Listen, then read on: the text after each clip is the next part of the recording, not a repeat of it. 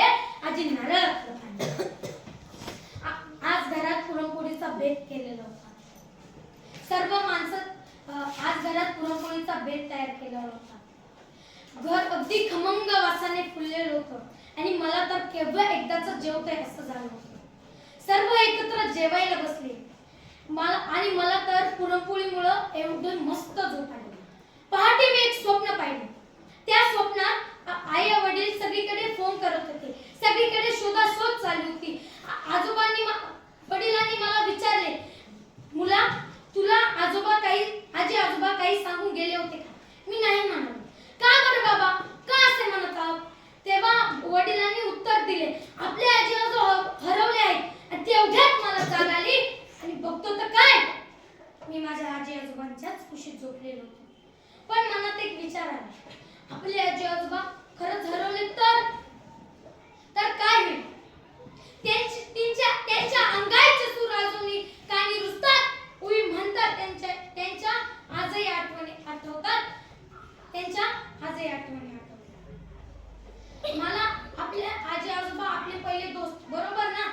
आपले सर्वांचे बालपण आजी आजोबांच्याच कुशीत गरुड झेप घेत असते.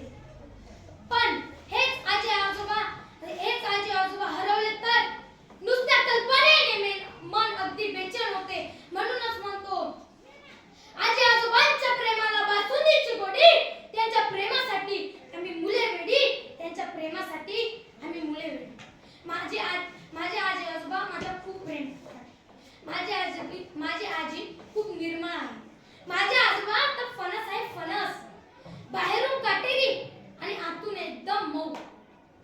पण तुमच्या मनात हे विचार आला का?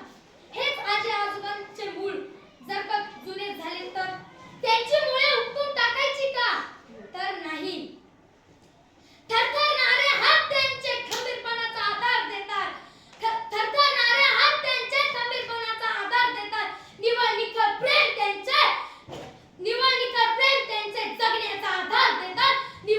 प्रेम त्यांचे जगण्याचा आधार देतात. इथे मी तुम्हाला एक गोष्ट सांगू इच्छितो. मनोज नावाचा एक मुलगा होता. त्याचे आई वडील लहानपणीच वारले होते. त्याच्या आजी आजोबांनीच त्याचे पालन पोषण केले. दिवस मागून दिवस गेले. तो मोठा अधिकारी झाला. एक दिवस ऑफिस मध्ये तो काम करत होता. त्याला अचानक फोन आला.